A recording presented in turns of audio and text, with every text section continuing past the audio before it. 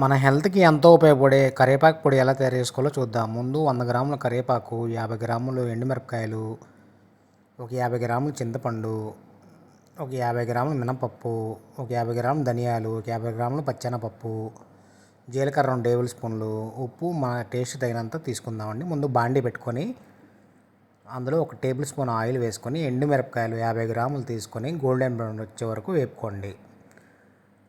నేను చూపిస్తున్న విధంగా లో టు మీడియం ఫ్లేమ్లో వేపుకోవాలి. మొత్తం తర్వాత మిక్సీ జార్లో తీసుకుందాం. తర్వాత 50 గ్రాముల పచ్చెనపప్పు కూడా అందులో వేసి బాండీలో అదే 50 గ్రాముల మినపప్పు కూడా వేసుకొని లో టు మీడియం ఫ్లేమ్లో మొత్తం అన్ని పప్పులు ఈవెన్గా వేగేలాగా మొత్తం నేను చూపిస్తున్న విధంగా వేపుకోండి. అన్నీ కలుపుకుంటూ వేపుకోండి. ఇది హెల్త్కి చాలా మంచిదండి కరివేపాకు పొడి.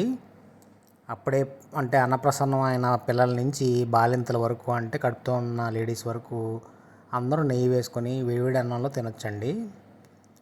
ఆ వేగిన పప్పులు కూడా మిక్సీ జార్లో తీసుకొని 100 గ్రాముల కరివేపాకు అండి, అది కూడా వేసుకొని ఒక టేబుల్ స్పూన్ ఆయిల్ వేసుకొని మీడియం టు లో ఫ్లేమ్లో, లో టు మీడియం ఫ్లేమ్లో నేను చూపిస్తున్న విధంగా వేపుకోండి. మనకి బాలింతలు కడుపుతో ఉన్న లేడీస్కి ఫోలిక్ యాసిడ్ ట్యాబ్లెట్ ఇస్తారండి, అది డైలీ వేసుకోమంటారు. ఈ కరివేపాకులో న్యాచురల్గా ఫోలిక్ యాసిడ్ ఉంటుంది, ఇందులో రిచ్ కాల్షియం ఉంటుంది, ఫైబర్ ఉంటుంది. క్యాన్సర్ని కూడా తగ్గించే గుణం కరివేపాకులో ఉందని ఎంతమంది తెలుసు మీకు? ఇలా ఈవెన్గా నేను చూపిస్తున్న విధంగా వేపుకొని అది కూడా మిక్సీ జార్లో తీసుకొని చింతపండు అండి 50 గ్రాములు మనం పొయ్యి ఆపేసుకొని ఆ వేడి మీదే ఈ చింతపండు మగ్గించుకోవాలండి. మరీ ఎక్కువగా వేపకూడదు. అలా అది కూడా మిక్సీ జార్లో తీసుకొని టేస్ట్ తగినంత పింక్ సాల్ట్ అండి, ఇది హార్ట్కి చాలా మంచిది, 2.5 స్పూన్లు వేసాను. 2 స్పూన్లు జీలకర్ర వేసాను.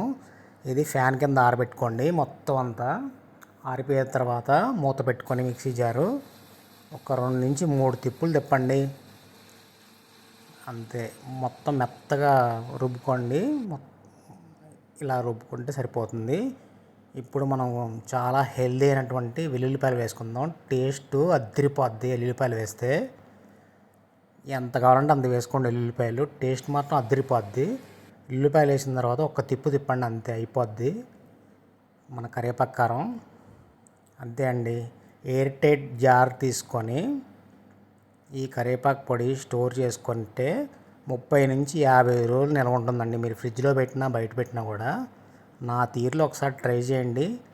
ఇది ఎంత హెల్దీ అంటే మీరు అన్నంలో వేసుకున్న రోజుకి అన్నంలో రెండు ముద్దల్లో ఈ కరివేపాకు పొడి నెయ్యి వేసుకొని కలుపుకొని తింటే దీని అంత హెల్దీ ఇంకోటి ఉండదండి. నా ఛానల్ నచ్చితే సబ్స్క్రైబ్.